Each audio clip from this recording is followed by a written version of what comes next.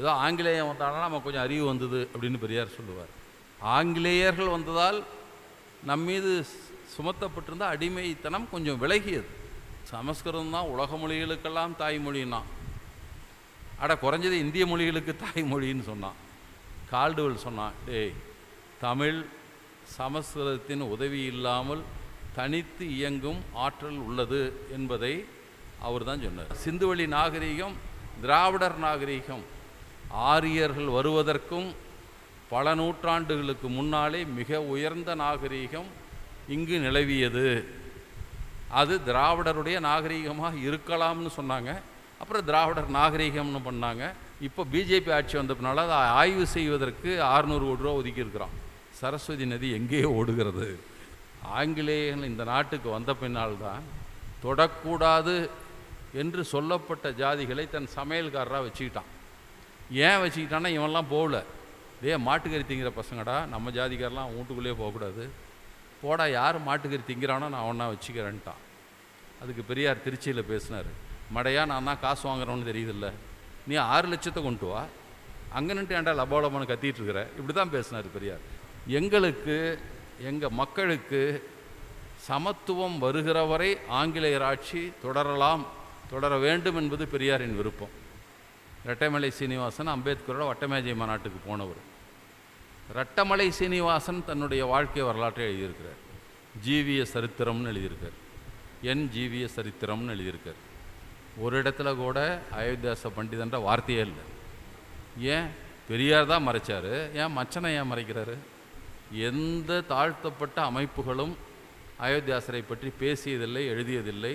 முதல் எழுந்து திராவிட இயக்க எழுத்தாளர் திருநாவுக்கரசு தான் முதல் எழுதினார்.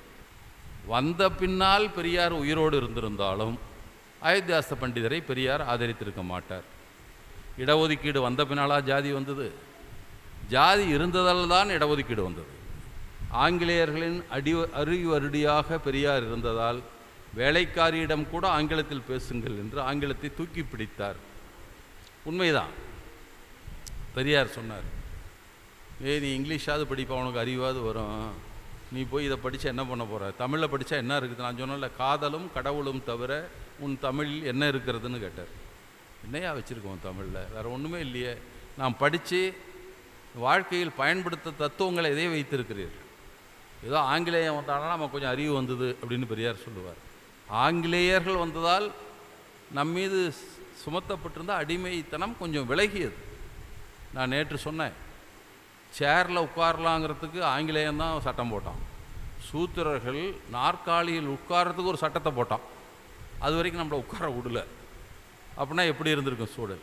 சூத்திரர்கள் சொத்து வாங்குவதற்கு உரிமை உண்டுன்னு ஒரு சட்டத்தை ஏற்றினான். அது வரைக்கும் சொத்து நாம் சம்பாதிச்சா கூட நான் சொத்து வாங்க முடியாது, பணத்தை வேணால் வச்சுக்கலாம், நான் ஒரு நிலங்களெல்லாம் வாங்க முடியாது. சூத்திரர்களுக்கு அந்த உரிமை கிடையாது. அதற்கு ஒரு சட்டம் செஞ்சான். இப்போ ஆங்கிலேயன் தான் நாகரீக நாடாக இந்தியாவை மாற்றுவதற்கு பல முயற்சிகளை செய்திருக்கிறார். அவன் தான் தேடி தேடி நம்முடைய நாகரீகத்தை, நம் சிறப்புகளை அவன் தான் நமக்கு வெளிப்படுத்தினான். உங்களுக்கு கால்டுவெல் சொல்லலன்னா, சமஸ்கிருதம் தான் உலக மொழிகளுக்கெல்லாம் தாய்மொழின்னா, குறைஞ்சது இந்திய மொழிகளுக்கு தாய்மொழின்னு சொன்னான். கால்டுவெல் சொன்னான், டேய் தமிழ் சமஸ்கிருதத்தின் உதவி இல்லாமல் தனித்து இயங்கும் ஆற்றல் உள்ளது என்பதை அவர் தான் சொன்னார், கால்டுவெல். அதுக்கு சம்மந்தமே இல்லையா? உங்கள் மொழிங்கெல்லாம் தான் தமிழிலிருந்து பிறந்தது. தெலுங்கு, கன்னடம், மலையாளம், துளு இது போன்ற மொழிகள் தமிழை தாய்மொழியாக இருந்து பிரிந்து சென்றவை, அல்லது புரோட்டோ தமிழ்னு சொன்னார், ஒரு மூத்த ஒரு தமிழ், அதிலிருந்து எல்லாம் பிரிஞ்சு போன கிளை மொழிகள். சமஸ்கிருதம் இல்லாமையே இயங்க முடியும், அந்த ஆற்றல் தமிழுக்கு உண்டு. இதை சொன்னவர் ஒரு ஆங்கிலேயம் தான் சொன்னான். இல்லைன்னா நாமும் சமஸ்கிருதம் தான் தேவ பாஷைன்னு சொல்லிகிட்டு இருந்திருப்போம். இவர் பாரதியார் சொன்ன உடுக்கையில் எடுத்து அடித்தாராம் சிவபெருமான். இந்த பக்கம் இருந்து சமஸ்கிருதம் தான், இந்த பக்கம் இருந்து தமிழ் வந்து தான். அப்படி தான் பாரதியார் சொல்லுவார். அப்புறம் நம்ம தமிழை ஏதோ அகத்தியம் பிடிச்சி போட்டானா. அப்புறம் தமிழுக்கு இலக்கணம் கொடுக்கறது அகத்தியனவர் அனுப்பி வச்சு அவர் தமிழுக்கு இலக்கணம் கொடுத்தானா. இப்படியெல்லாம் பாட்டினா நம்ம அவெல்லாம் தமிழ் புலவன், பெரிய புலவன் இன்னும் சொல்லிட்டு தெரிகிறோம். இப்படித்தான் நம் தமிழை அவமானப்படுத்தினார். ஆனால் அதையெல்லாம் மாற்றி அமைத்தது ஆங்கிலேயன் செய்த ஆய்வா. சிந்துவெளி நாகரீகம், திராவிடர் நாகரீகம் ஆரியர்கள் வருவதற்கும் பல நூற்றாண்டுகளுக்கு முன்னாலே மிக உயர்ந்த நாகரீகம் இங்கு நிலவியது. அது திராவிடருடைய நாகரீகமாக இருக்கலாம்னு சொன்னாங்க. அப்புறம் திராவிடர் நாகரீகம்னு பண்ணாங்க. இப்போ கீழடிய ஹரியானாவில் இருக்கிற அந்த ஹர்காடு நாகரீகம், ஹரப்பா, மொரஞ்சதாரோ, அதெல்லாம் பாகிஸ்தானில் இருக்குது. இதெல்லாம் ஒரே நாகரீகம். கீழடியிலிருந்து நம்ம ஆதிச்சநல்லூர்லேருந்து எல்லாம் ஒன்றே தான்ப்பா. இது திராவிட நாகரீகம்.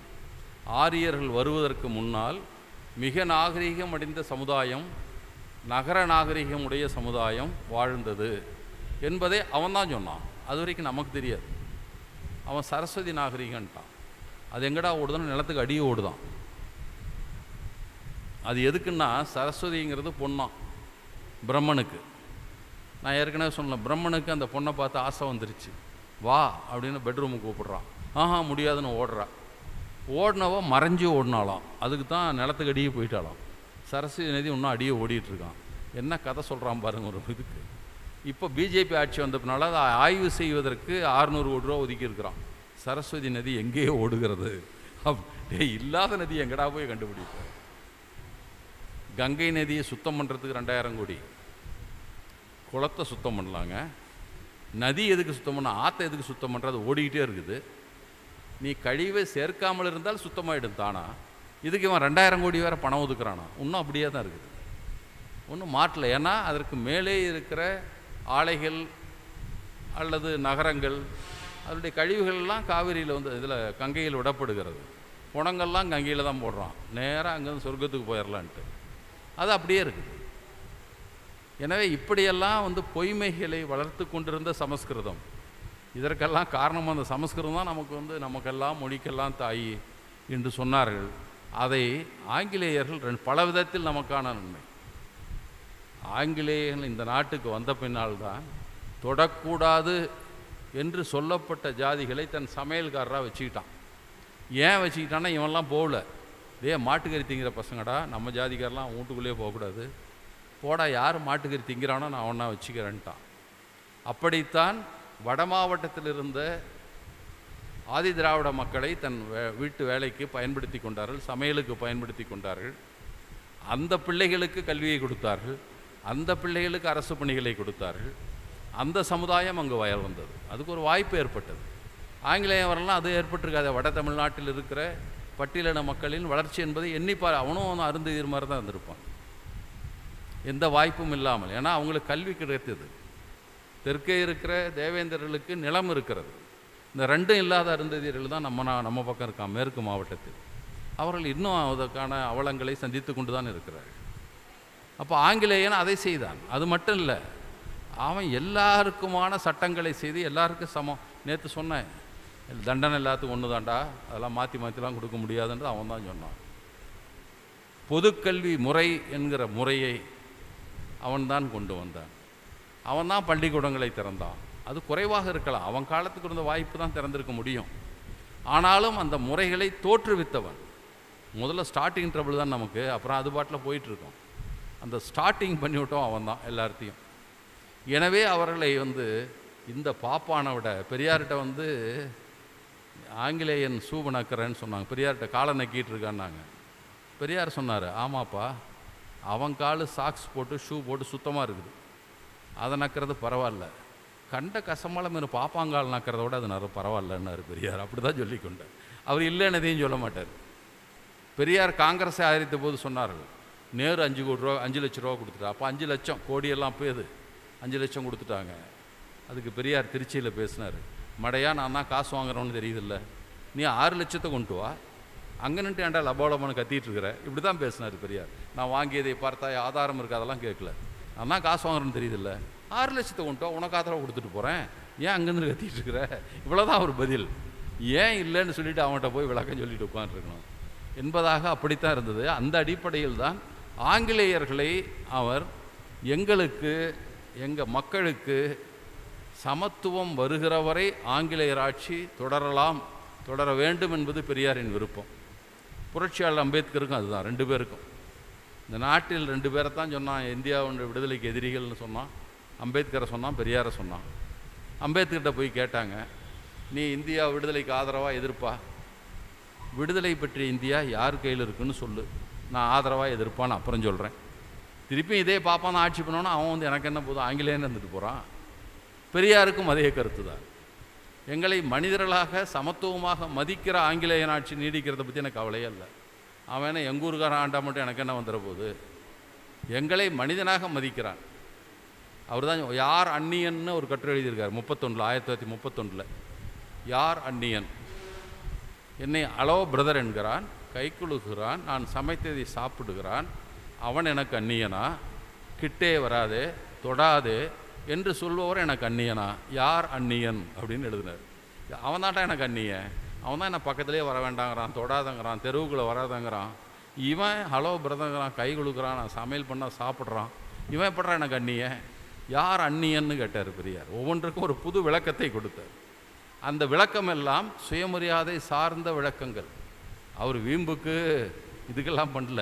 சுயமரியாதை, எல்லோருக்கும் சம உரிமை வழங்குகிற அந்த தத்துவத்திற்கு ஆங்கிலேயன் உடன்பட்டவன், பார்ப்பனர்கள் எதிரானவர்கள்.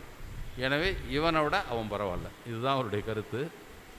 அயோத்திதாச பண்டிதர் போன்ற தலைவர்கள் பணியை திராவிடர் இயக்கத்தினர் மறைத்து விட்டனர் அப்படின்னு சொல்கிறாங்க. அப்புறம் கதை போயிட்டே தான் இருக்குது. நீண்ட காலமாக அந்த கதை நடக்குது. உங்களுக்கு தெரியும், அயோத்திதாச பண்டிதர் வந்து முதலில் ஒரு தோடர்னு அந்த ஊட்டியில் இருக்கிற ஒரு சமுதாயத்தை சார்ந்த ஒரு பெண்ணைத்தான் திருமணம் செய்து கொள்கிறார். அவர் இறந்ததுக்கு அப்புறம் ரெட்டமலை சீனிவாசனுடைய அக்காவை திருமணம் செய்து கொள்கிறார். ரெட்டமலை சீனிவாசன் அம்பேத்கரோட வட்டமேஜை மாநாட்டுக்கு போனவர். ரெட்டமலை சீனிவாசன் தன்னுடைய வாழ்க்கை வரலாற்றை எழுதியிருக்கிறார். ஜீவிய சரித்திரம்னு எழுதியிருக்கார், என் ஜீவிய சரித்திரம்னு எழுதியிருக்கார். ஒரு இடத்துல கூட அயோத்திதாச பண்டிதன்ற வார்த்தையே இல்லை. ஏன்? பெரியார் தான் மறைச்சார், ஏன் மச்சனை ஏன் மறைக்கிறாரு? உனக்கு மைத்துனர் தானே, திராவிட இயக்கம் தான் உன்னை மறைச்சிருச்சு, நீ ஏன்டா மறைக்கல? ஒன்று. இரண்டாவது, அயோத்திதாசர் பண்டிதரை பற்றி முதலில் செய்திகளை வெளிக்கொண்டதும் நம்ம எஸ்விஆர் தான். அவர் தான் அந்த ஏடுகளை தேடி பிடிக்கிறார். அதற்கப்புறம் திருநாவுக்கரசு திராவிட இயக்க காவலர்கள்னு ஒன்று எழுதுகிறார். அதில் அயோத்திதாசரை பற்றி 70 பக்கம் எழுதுகிறார். 70 பக்கம். அதுதான் 92 வந்த புத்தகம். அதற்கு முன்னால் எந்த தாழ்த்தப்பட்ட அமைப்புகளும் அயோத்திதாசரை பற்றி பேசியதில்லை, எழுதியதில்லை. முதல் எழுந்து திராவிட இயக்க எழுத்தாளர் திருநாவுக்கரசு தான் முதல் எழுதினார். உண்மை ஏட்டில் அவரை பற்றிய கட்டுரை வந்தது. அப்பவும் யாரும் எழுதலை. அலோசியஸ் என்பவர் பட்டியலின சமுதாயத்தை சேராத சூத்திர கிறிஸ்துவர். அவர் தான் அயோத்திதாசருடைய எல்லா எழுத்துக்களையும் அதற்கான இதெல்லாம் எஸ்விஆரிடமிருந்து தான் வாங்குகிறார். எஸ்விஆர் சொல்கிறார், அப்போ எனக்கு தெரியாத அந்த ஆள் யாருன்னு கொஞ்சம் பேசுகிறப்ப தான் கொஞ்சம் இன்ட்ரெஸ்டட் பர்சன்னு தெரிஞ்சுது. சரிப்பா, என்னால் செய்ய முடியாது, நீ செய்யின்னு அப்படியே எல்லாத்தையும் கொடுத்தேன். அந்த மனுஷன் ஒழுங்காக செய்தார் என்று சொல்லுவார். அந்த ஏடுகளை தொகுத்து ஊர் ஊராக போய் சேகரித்தவர் எஸ்வி ராஜதுரை. அதை நூலாக்கியவர் சூத்திர கிறிஸ்தவரான அலோசியஸ். அவர் தான் பண்ணார். எந்த தாழ்த்தப்பட்ட இயக்கங்களும் செய்யல. ஏன் செய்யல? ஏன்னா அவருடைய தமிழன் ஏடு கிடைக்கிற வரை அயோத்தியாசரை பற்றி யாருக்கும் தெரியாது. பேர் தெரியும், அதுக்கு மேலே ஒன்றுமே தெரியாது. எனவே யாரும் எழுதலை. யாரும் அவங்களும் வேணும்னு எழுதலைன்னு சொல்லலை. நான் தெரியாது, வரலாற்று செய்திகள் அவரிடம் இல்லை. அது மெல்ல மெல்ல வந்த பின்னால் அவரை பற்றி பேசுகிறார். வந்த பின்னால் பெரியார் உயிரோடு இருந்திருந்தாலும் அயோத்திதாச பண்டிதரை பெரியார் ஆதரித்திருக்க மாட்டார். அதுதான் உண்மை. ஏன்னா அவருடைய போக்குக்கும் இவருடைய போக்கும் நிறைய வித்தியாசம். உங்களுக்கு பௌத்தம் என்பதை அவர் ஏற்றுக்கொண்டார். அவர் தான் முதல்ல பௌத்த சங்கத்தை, சாக்கிய பௌத்த சங்கத்தை நிறுவியவர். அவர் தான் புத்த மதத்தை 1902 போய் புத்த மதத்தை தழுவுகிறார். எங்கே? இலங்கைக்கு போய் அங்கே பௌத்தராக தன்னை மாற்றிக்கொண்டு இங்கே வந்து சங்கத்தை நிறுவுகிறார். அதெல்லாம் செய்கிறார். ஆனால் புத்தரை பற்றி அவர் புதிய புதிய கதை. பெரியார் ஏற்றுக்கொண்டது ஒரு பகுத்தறிவு சிந்தனையுள்ள புத்தரை. இவர் சொல்கிறதெல்லாம் பெரிய ஒரு என்ன புத்தரை சொல்லலாம். தாலி எங்களுக்கு தான், புத்த மதத்தை தான் பாப்பானுங்க திருடிக்கிட்டானுங்க, இப்படி எழுதுவார். காவி கலர் எங்களுக்கு தான், எங்கிட்ட இருந்தான் அவன் திருடிக்கிட்டான், அது எங்களுக்கு தான். தீபாவளி எங்கள் பண்டிகை தான், அவன் திருடிக்கிட்டான், நான் தீபாவளி கொண்டாடணும். இதை பெரியார் ஏற்றுக்குவாரா? தாலியை ஏற்றுக்குவாரா? இல்லை காவி ஏற்றுக்குவாரா, இல்லை தீபாவளி ஏற்றுக்குவாரா? எனவே அவருடைய போக்குக்கும் இவருடைய போக்கும் ஏராளமான வேறுபாடு. அவருடைய சிந்தனை போக்குக்கும் இவருடைய சிந்தனை போக்கும் ஏராளமான வேறுபாடு. ஒன்றில் அவர் முன்னோடியாக கருதலாம். திராவிடர் என்ற பெயரை பார்ப்பனல்லாத மக்களுக்கு சூட்டினார். அந்த சிறப்பு அவருக்கு உண்டு. அதை அரசியல் சொல்லாக மாற்றியவர் அவர்தான். அதுக்கு முந்தையெல்லாம் இருந்தது, பெரிய அளவில் இல்லை. அரசியல் சொல்லாடலாக மாற்றிய அந்த சிறப்பு அயோத்தியாசருக்கு உண்டு. அதை தவிர வேறு எந்த வழியிலும் பெரியார் அதை பின்பற்ற மாட்டார். அப்படி தான் இன்றைக்கு பெரியார் காலத்திலே வெளியே வந்திருந்தாலும், ஏன்னா அவர் 1914 செத்து போயிட்டார். பெரியார் அரசியலுக்கு 1919 தான் வர்றாரு, 5 வருஷம் கழிச்சு தான் வர்றாரு. அப்புறம் எப்படி அவருக்கு அயோத்தியாசரை பற்றி தெரியும்? அயோத்தியாசர் ஏடுகளை பெரியார் படித்ததில்லை. தமிழன் பத்திரிகை யாரும் படித்ததில்லை. அவன் வச்சுக்கிட்டான், இருந்த பற்றி இருந்தது, கிடைச்சது. அதுக்கு பின்னால் தொகுத்து இப்போ அண்மையில் தான் வெளியிட்டார்கள். அதற்கு பின்னால் தான் அவரை பற்றி தெரியும். எனவே அது ஒரு போலியான குற்றச்சாட்டு. நான் சொல்வதை போலத்தான் இன்னொன்று அவர் சொன்னார், கணக்கெடுப்பு எடுக்கிறப்பெல்லாம் திராவிடர்னு நம்மளை பதிவு செஞ்சுக்கங்கன்னார். அவர் பத்திரிக்கைக்கு பேர் தமிழன், ஆனால் அவர் சொன்னது நம்ம பேரை திராவிடன்னு உங்கள் சென்சஸில் கணக்கு கொடுங்க, இந்துன்னு கொடுக்காதீங்க என்று சொன்னவர் அவர். அதற்காக நாம் அவரை பாராட்டுகிறோம். எனவே அது ஒரு பொய்யான குற்றச்சாட்டு. பள்ளிக்கூடத்தில் ஜாதி கேட்பதால் சாதி வளரத்தானே செய்யும் என்று சொல்லுகிறார். அது நிறைய பேர் சொல்கிறது தான். எல்லா இதுலேயும் வசனம் வச்சுருவான். எங்கடா ஜாதி ஒழிப்பீங்க, பள்ளிக்கூடத்துக்கு போனால் முதல்ல கேட்குற கேள்வி என்ன ஜாதி தான் என்று சொல்லுவார்கள். அப்படி தான் நம்மால் நான் பழைய பேர் சொல்கிறோம். அதையும் நம்மால் இப்போ இந்த பாப்பானுங்க படம் சங்கர் எடுத்தானா போதும், ஜென்டில்மேன், பார்வதி பிஏ, அக்ரஹாரத்தில் கழுதை, இதில் எல்லாம் இதுதான் இருக்கும். எல்லாம் ஜாதியை பற்றி பள்ளிக்கூடத்தில் கேட்குறாங்க. அந்த ஒருத்தி கலெக்டராக வருவா, அக்ரஹாரத்தில் கழுதை இல்லையா, ஒரு லட்சுமி கலெக்டரு. அவள் பாப்பாத்தி கருப்பாயின்னு பேரை மாற்றிக்கிட்டு, நான் கருப்பாயின்னு பேரை மாற்றிட்டு நான் ஆதி திராவிட பெண்ணு சர்டிஃபிகேட் வாங்கிட்டா ஐஏஎஸ் ஆகுவோம். அப்படி ஒரு கதை. உடனே கோர்ட்டில் கேஸ் போவோம், கேள்வி கேட்பா, நீ என்ன படிக்கவே விடலை, நீங்கள் இந்த பேர் போட்டதுனால தான் ஐஏஎஸ் ஆனெல்லாம் ஆகியிருக்க மாட்டேன் அப்படின்னு சொல்லுவாள். அதே பித்தலாட்டம். ஏன்னா மண்டல் கமிஷன் அறிக்கை வர்ற வரைக்கும் 1990 அறிக்கை வந்தது, மன்னிக்கணும் 80 அறிக்கை வந்து 90 சட்டமாக்குனாங்க, நீதிமன்றத்துக்கு போய் 93 நடைமுறைக்கு வந்தது. அதற்கு முன்னால் வரைக்கும் பட்டியலின மக்களுக்கு மட்டும்தான் இடஒதுக்கீடு இருந்தது, பிசிக்கெல்லாம் கிடையாது. அப்போது அந்த இடம் 15 போக 85 இடம், அல்லது பழங்குடி மக்களையும் சேர்த்துக்கோ 22 போக 77 இடம் பொது போட்டியில் தான் இருந்தது. யார் அதிகமாக இருக்கோ சேர்த்திக்குவான். நீ 72வது இடத்துல கூட உன்னால் வர முடியல, 77வது இடத்துக்கு கூட வர முடியல, 78வது இடத்துக்கு வந்திருப்ப, நீ எப்படி ஐஏஎஸ் ஆகுவ? அது பொய், பித்தலாட்டம். நீ இருக்கிறது 3%, 3%க்கு 78 இடத்துல கூட உன்னால் வர முடியலன்னா நீ எப்படி ஐஏஎஸ் ஆகியிருப்ப? ஆனால் கதையில் சொல்லுவோம், நம்மளால் ஆமாங்க பாவங்க ஐஏஎஸ் ஆகிருக்குங்க, பாருங்கள் பேரை மாற்றிட்டு ஐஏஎஸ் ஆனான்னு கொஞ்சம் மடையனுங்க சொல்லுவான். இந்த பாட்டு இந்த பெரியார் தான் வேடிக்கையாக சொல்லுவார். இந்த புராண பாட்டெலாம் பாடுவான், வேக வேகமாக பாடிட்டு போயிடுவான், யோசிக்கவே நேரம் கொடுக்க மாட்டான். பெரியார் சொல், ஐவருக்கும் தேவி ஆமா, ஆமாம் ஆமாம், அழியாத பத்தினி ஆமாம், டே மெதுவாக சொல்லு, ஐவருக்கும் தேவியாம், 5 பேருக்கு பொண்டாட்டி, சரி, அடுத்தது அழியாத பத்தினி, 5 பேர் கூட போயிட்டு அப்புறம் அழியாத பத்தினி, மெதுவாக சொன்னால் நம்மால் கேள்வி கேட்டுருவான், அவன் வேகமாக சொல்லிட்டு போயிடுவான் அப்படின்னு பெரியார் சொல்லுவார். அதே போலத்தான் இவர்கள் வேக வேகமாக சொல்லிட்டு போயிட்டான், தகுதி போச்சு, திறமை போச்சு, என் பேரை எஸ்சின்னு பேரை மாதிரி தான் கலெக்டர் ஆகிறேன் இப்படிலாம் சொல்லுவான். அதே போலத்தான் இந்த கேள்வி. ஜாதி எதற்கு கேட்டார்கள்? இப்போ பஸ் ஸ்டாண்டுக்கு போகிறீங்க, ஒருத்தன் அப்படியே படுத்துட்ருக்குறான், அது என்னப்பா படுத்துட்ருக்கான்னு அப்படியே முழிக்கிறான், எந்திரிச்சு, இப்போ கையில் காசு இருக்குதா இல்லையா, இங்கே ஏன்னா ஊருக்கு போகணும் சாப்பிடலம்பான், சரி சோறு வாங்கி கொடுத்துப்பனா கூட அவன் கேட்பான். ஒரு நல்ல உள்ளம் படைத்தவராக இருந்தாலும் கேட்பார், ஏன்ப்பா ஊருக்கு போகிறது காசு வச்சுருக்கியா? இல்லைங்க.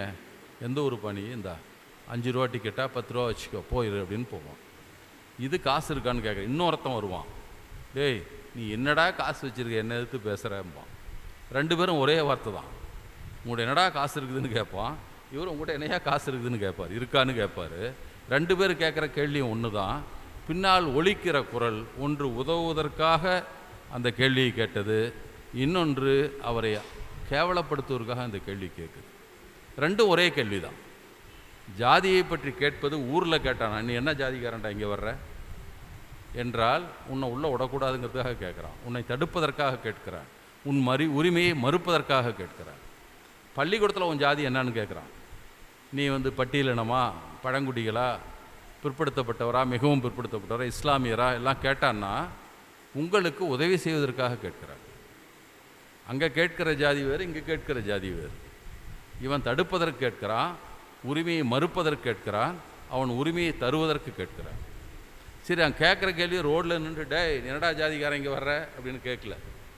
தலைமை ஆசிரியர் அறையில் உட்காந்துக்கிட்டு மாணவனும் மாணவனின் பெற்றோரும் மட்டும் இருக்கிற போது கேட்கிற கேள்வி. அதை எழுதி வாங்கி சர்டிஃபிகேட்டாக எழுதி பீரோவில் வச்சார்னா பையன் பள்ளிக்கூடத்துட்டு அன்னைக்கு போகிற அன்றைக்கி தான் எடுத்து கொடுப்பார்.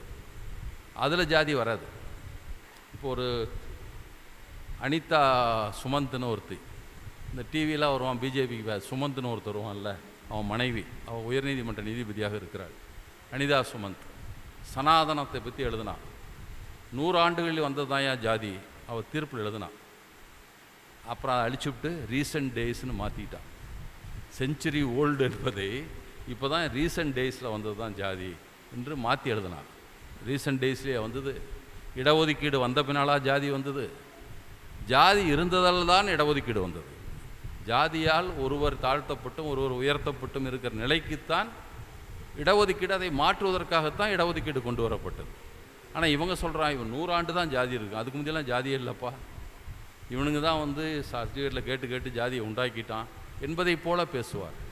அவன் யார் இந்த கேள்வியை கேட்கிறோம் அத்தனை பேரும் இடஒதுக்கீட்டுக்கு எதிரிகள் தான். அதுதான் அதை நம்ம சொல்லணும். வகுப்புவாரி பிரதிநிதித்துவம், வகுப்புவாரி பிரதிநிதித்துவம் 100 இடங்களையும் பிரித்து கொடுக்கலான்னு சொல்கிறீங்க. அப்புறம் இடபிள்யூஎஸ்னு 10 தானே கொடுத்தோம், அதுக்கு ஏன் சண்டை போடுறீங்க, ஏன் எதிர்க்கிறீர்கள் என்ற ஒரு கேள்வி. இதெல்லாம் எழுப்பப்பட்ட கேள்விகளை தொடர்ச்சியாக அதை பதிவு செய்து கொடுத்துருக்கார் நம்ம பரப்புரை செயலாளர். இப்படி ஒரு கேள்வி. அவன் 10 தான் கேட்குறான். அந்தந்த சமுதாயத்திற்கு அவர்கள் மக்கள் தொகைக்கேற்ற இடங்களை தர வேண்டும் என்பது தான் இடஒதுக்கீடு. அப்படின்னா வகுப்பாரி உரிமை என்றால் பாப்பான் எத்தனை விழுக்காடு இருக்கிறான்? 75 இருக்கிறான், 10 தான் இருப்பான். 10 கிடையாது, 3 தான். வட இந்தியாவில் கொஞ்சம் இருக்கிறான். இந்தியா முழுக்க கணக்கு பார்த்தா ஒரு 8, 9, 10 கூட இருக்கலாம். 10ன்னே வச்சுக்கங்க. அப்போ அவனுக்கு 10 இடங்கள் கொடுக்கப்பட வேண்டும். 100க்கு 10 இடங்கள் பார்ப்பனர்களுக்கு ஒதுக்க வேண்டும். பார்ப்பனர்கள் இப்போ 70 இடத்துல இருக்கிறான். 100க்கு 70 இடத்துல 60 இடத்துல இருக்கிறவன்னா நீக்கலாம் பதவி விட்டு. வகுப்பாரி உரிமையை சரியாக பின்பற்றுனா அவனை வேணால் ஜூனியர் மோஸ்டெல்லாம் போயா வீட்டுக்கு, நான் வகுப்பாரி உரிமை உனக்கு 10 இடம் தான் என்று சொல்லலாம். ஆனால் இது என்ன சொல்கிறான், அவன் இருக்கிற 75 இடங்களில் இருப்பான். அது இல்லாமல் இப்போ அவன் ஏழை பாப்பான் இருக்கான்ல, அவனுக்கெல்லாம் 10 கொடுங்க. அவன் எண்ணிக்கையே கம்மியாக இருக்குதுப்பா. 10னா பூரா பேர்த்துக்கும் வேலைங்கிற மாதிரி அர்த்தம். அவன் எண்ணிக்கைக்கு அனைத்துக்கும். பிற்படுத்தப்பட்ட மக்கள் 52 விழுக்காடுன்னு சொன்னேன். அதுக்கப்புறம் நிறையா ஜாதிகளை சேர்த்துறான். இப்போ 65 விழுக்காடு. 65 விழுக்காட்டினருக்கு 27% தான் கொடுக்குறான். ஆனால் 10 விழுக்காட்டிற்கு 10 விழுக்காடு இடஒதுக்கீடுனா என்ன நியாயம்? 100% இடஒதுக்கீடு. இவங்களுக்கெல்லாம் 25% இடஒதுக்கீடு. அது என்ன நியாயம்? எனவே அது தவறான கோரிக்கை. அது மட்டும் இல்லை, நான் ஏற்கனவே சொன்னதை போல கணக்கெடுப்பு எதுவுமே கிடையாது. இப்போ ஜாதிவாரி கணக்கெடுப்பு என்று நான் கேட்பதற்கு காரணமே 1931 சொன்னேன், ஜே.ஹெ. சட்டன் எடுத்தாருன்ட்டு. அதற்கு பின்னால் 1941 முழுமையான சென்சஸ் நடக்கவில்லை. ஏன்னா 2ஆம் உலகப் போர் வந்துருச்சு. அப்போ சென்சஸ் நடக்கலை. 1951 அரசியல் சட்டம் நடைமுறைக்கு வந்து விட்டது. நேரு தற்காலிக பிரதமராக இருக்கிறார். நேரு ஜாதிவாரி கணக்கெடுப்பு வேண்டாம் என்று சொல்லுகிறார். அன்னையிலிருந்து இன்னைக்கு வரைக்கும் எடுக்கலை. இன்னைக்கு வரைக்கும் ஜாதிவாரி கணக்கெடுப்பு இல்லை. ஜாதிவாரி கணக்கெடுப்பு இருந்தால் தான் எந்த ஜாதி எத்தனை வேலை வாய்ப்புகளை பெற்றிருக்கிறது, எவ்வளோ கல்வி வாய்ப்புகளை பெற்றிருக்கிறது, எவ்வளோ வருமானம் பெறுகிறது, எவ்வளோ பேர் வறுமையில் வாடுகிறார்கள், எவ்வளோ பேர் வீடு இல்லாமல் இருக்கிறார்கள், எல்லா விவரமும் ஜாதி வாரியாக பிரித்து கணக்கெடுக்கிறது தான் தெரியும். ஆனால் அது இல்லாமையே தான் இது வரைக்கும் திட்டங்கள் தீட்டப்படணும். 1931 எடுத்த சென்சஸை வச்சுக்கிட்டு தான் இன்றைக்கு வரைக்கும் அதற்கான ஒதுக்கீடு, நிதி ஒதுக்கீடுலாம் செஞ்சுக்கிட்டே இருக்கான். நம்ம ஜாதி வாரி கணக்கெடுப்பு எடுன்னு சொல்கிறோம். இல்லைங்க, அது எடுத்தால் ஜாதியெல்லாம் பிரிஞ்சிருங்க, இப்போ என்னமோ கட்டி பிடிச்சிட்ருக்க மாதிரி ஒவ்வொருத்தனையும் இது எடுத்த பின்னால் பிரிஞ்சு போயிடுவான் என்பதை போல பேசி கொண்டு இருக்கிறார். எப்பவும் தான் இருக்குது, இருந்து கொண்டே இருக்கிறது, இருக்கிறது கடுமையாகிட்டு இருக்குது. கோயில் நுழையக்கூடாதுங்கிறான் ஒருத்தன், தடுக்கிறான். போயிட்டு இருந்தவனை தடுக்கிறான். இப்போ பக்கமாக நாங்கள் வந்து சேலம் தீவெட்டிப்பட்டிக்கு போனோம். அந்த ஊரில் எந்த காலத்தை நாங்கள் போயிட்டு தாங்க இருக்கிறோங்கிறான். இந்த வருஷம் தடுத்துட்டான். ஏன்னா மேல் பாதிங்கிற ஊரில் தடுத்தான், அரசாங்கம் ஒன்றும் பண்ணல. சரி இங்கேயும் தடுக்கலாமே, அங்கேயும் தான் ஒன்றும் பண்ணலையே, கவர்மெண்ட்டு கண்டுக்காது, வேணால் சீல் பண்ணிடும், பூட்டு போட்டுரும், போட்டு சீல் வச்சுருவாங்க. அவனுக்கு என்னென்னா நாம் கோயிலுக்குள்ளே போன்ற ஆசையெல்லாம் கிடையாது, அந்த பசங்க கோயிலுக்குள்ளே வரக்கூடாது, அவ்வளோதான் அவன் ஆதிக்க ஜாதிகள் நினைக்கிறார். அதற்கு சாதகமாகத்தான் இப்போ அண்மை கால நிகழ்வுகள். கோயிலுக்கு சீல் வைக்கிறதுங்கிறது அதுதான். சேலத்தில் வந்து திருமலைகிரிங்கிற கோயில், அங்கே அப்படி தான் அறநிலையத்துறைக்கு சொந்தமான கோயில், அதை புனரமைப்பு செய்தார்கள். அதுக்கு நாங்கள் தான்டா பணம் போட்ட, நீ எல்லாம் உள்ள வரக்கூடாதுன்னா. அப்படியே அறநிலையத்துறை கோயிலெலாம் எல்லாத்துக்கும் சொந்தம், அது எப்படி நாங்கள் வராமல் இருப்போம்? உடனே சீல் பண்ணிட்டான். அவனுக்கு போட, நான் போகிறேன்னு இல்லையே, நீ போகக்கூடாது உள்ள, ரைட், வெற்றி பெற்று விட்டோம். அவன் ஆதிக்க ஜாதி ஜாலியாக இருக்கிறான். மேல் பாதியில் சீல் வச்சுட்டான், ரைட், நீ போகமாட்டில் உள்ள, மகிழ்ச்சி எங்களுக்கு. தீவெட்டிப்பட்டியில் ஆண்டாண்டு காலமாக போய்கொண்டிருந்தார்கள். இந்த வருஷம்தான் தடுக்கிறான். ஏன்னா ஒருத்தனுக்கு ஊக்கம் வருகிறது. ஓ விட்டா பண்ணிடலாம், நம்ம அரசாங்கம் ஒன்றும் பண்ணாதாட்டுருக்குறா, இன்னும் எலெக்ஷன் வருது, எம்பி எலெக்ஷன் வருது, ஒன்றும் பண்ணாதுன்னு நினச்சிட்டு பண்ணிட்டான். நம்ம அதுதான் அந்த அறிக்கையில் கேட்டிருக்கோம், இனிமேலாவது பண்ணுங்கய்யா, இதே பழக்கமாக போச்சு. அந்த பெரிய ஜாதிக்காரன்னு சொல்லிக்கிட்டு யாரையும் வெளியில் விட மாட்டேங்கிறான். அங்கே போனால் உள்ளே ஒன்றும் இல்லைன்னு தெரியும், நமக்கு தெரியும், அவனுக்கு தெரியாத நம்பிக்கிட்டு இருக்கான், ஏதோ சாமி வரம் கொடுப்பார்னு நினச்சிட்டு இருக்கான். பெரியார் ஒரு தடவை எம்எல்ஏ போஸ்ட்டுக்காக ஒரு அறிக்கை எழுதுறாரு. எம்எல்ஏ எலெக்ஷன் வருது, அதில் அவர் நீக்கிட்டுமே இவர் நீக்கிட்டுமேன்னு எழுதுறாரு. அதுக்கு சொல்கிறாரு, நமக்கு நன்றாக தெரியும் எம்எல்ஏவை போய் அவரால் ஒன்றும் செய்ய முடியாது, நமக்கு தெரியும், இருந்தாலும் அப்படின்னு எழுதினார் பெரியார் அறிக்கை. அவன் போய் ஒன்றும் பண்ண போகிறதில்ல, இருந்தாலும் அவனுக்கு கொடுத்தா கொஞ்சம் பெருமையாக இருக்கும், அவனுக்கு கொஞ்சம் கூட ஏன் ஒரே ஜாதிக்காரன் வச்சிட்டு இருக்கிற என்று பெரியார் எழுதினார். அதே போலத்தான் கோயிலில் ஒன்றுமில்ல, நமக்கு தான் தெரியும், அவனுக்கு தெரியாது. அவன் போகணுன்னு ஆசைப்படுறான், ஆனால் பூட்டி வைக்கிறான். இது எப்படி பூட்டுறாங்கன்னா, கடவுள் இல்லைன்னுலாம் பூட்டல, சாமி கும்பிட வேண்டாண்டா, கும்பிட்டா அவனுக்கு என்ன வருதுன்னு அவன் பூட்டல, நீ சின்ன ஜாதிக்காரன் உள்ளே போகக்கூடாதுன்னு பூட்டுறான். அதை எப்படி ஒரு ஜனநாயக நாட்டில் அனுமதிக்க முடியும்? அப்படித்தான் இவர்கள் நாம் சமூகத்தில் இன்னும் கேவலப்படுத்தப்படுகிறோம். இந்த பெரிய ஜாதின்னு சொல்கிறவனும் அப்படித்தான். இந்த ஆதிக்க ஜாதிகளாக அங்கே மீசையை முறுக்கி கல்லறுமா, வடக்க மீசையை முறுக்கி நான் வன்னியருமா, இங்கடே நான் குங்கு வேளாளருமா, எல்லாரும் பாப்பானுக்கு தீண்டத்தகாதவர்கள் தான். நீ இன்னொரு கூட்டத்தை சொல்லிகிட்டு இருக்கிற, நீ பாப்பானுக்கு தீண்டத்தகாதவன் தான், அவனும் தொடமாட்டான். நீ வேணால் இன்னொருத்தன் தொடமாட்டேன்னு சொல்லிக்கலாம், இன்னும் அவன் தொடமாட்டான். இப்போ நீ தீண்டத்தகாதவன் தான். அப்புறம் உனக்கு என்ன? நான் என்ன இந்த கதை தான், கவர்மெண்ட்டுக்கிட்ட போய் என்ன சின்ன ஜாதிங்கிறது, ஊரில் வந்து நான் பெரிய ஜாதிங்கிறது, இதுதான் பண்ணிகிட்ருக்கான். இதற்கு ஒரு முடிவு காண்பதற்கு உண்மையான ஜனநாயகத்தை நடைமுறைப்படுத்த வேண்டும். ஜனநாயகத்தை கொண்டு வருவதற்கு இயற்றப்பட்டிருக்கிற சட்டங்களை சரியாக நடைமுறைப்படுத்த வேண்டும். எல்லாம் சரியாக போயிடும்.